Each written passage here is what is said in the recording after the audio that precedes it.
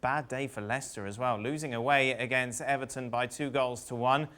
What's happened to Leicester, Frank? Well, hard to understand. We see the ghost of Vardy. We don't see Maddison the way he used to play.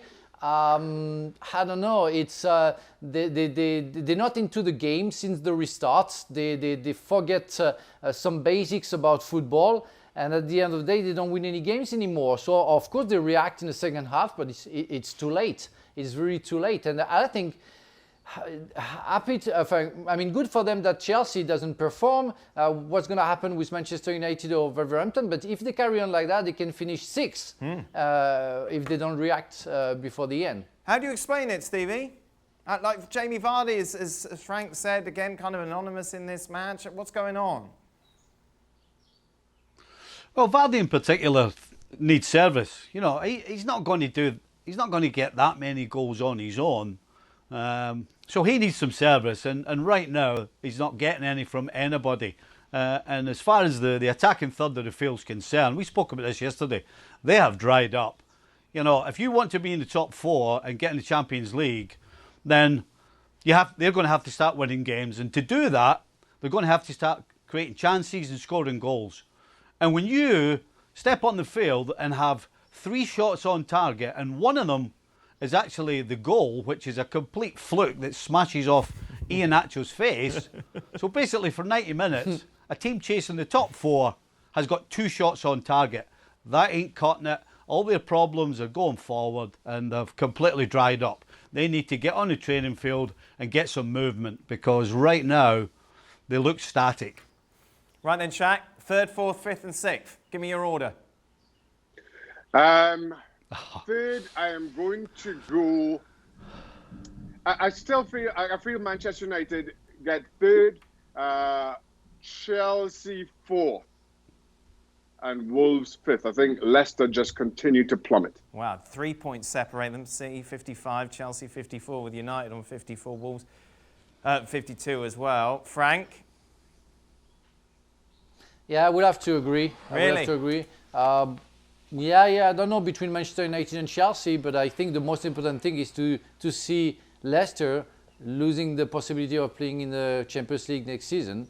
I don't see them reacting. So, yeah, same as Shaka. Mr. Anti-Manchester United, Mr. Liverpool Goggles. Listen, right now, it's very difficult to see, to give a reason why United don't get in the top 4. I think we shouldn't forget Wolves. Wolves have got momentum as well.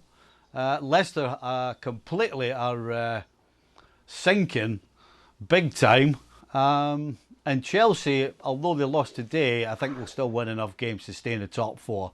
I'm going to say Man United get in the top 4 and Leicester drops out. Just a word on Arsenal, a 4-0 victory over Norwich today. Steve, it's kind of weird, isn't it? Because it's Norwich.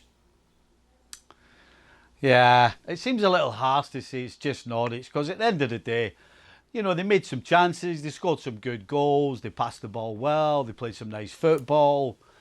You know, it's very difficult to kind of poo-poo a result like that, but I guess I'm going to, because it was just Norwich.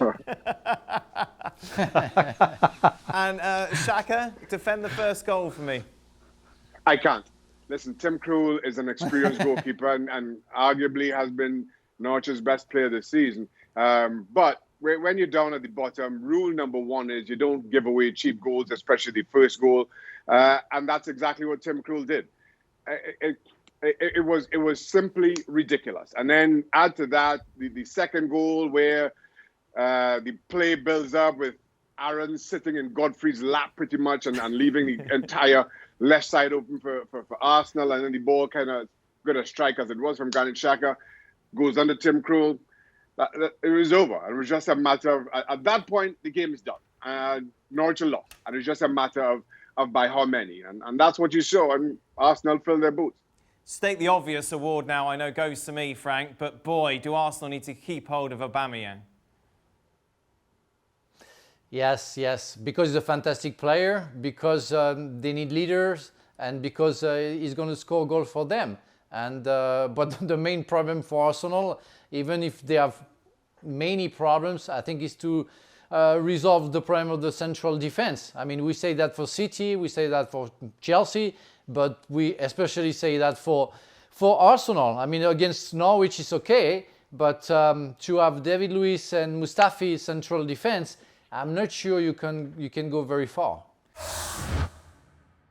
Thanks so much for watching ESPN on YouTube. And for more sports highlights and analysis, be sure to download the ESPN app. And for premium content and live streaming, subscribe to ESPN Plus.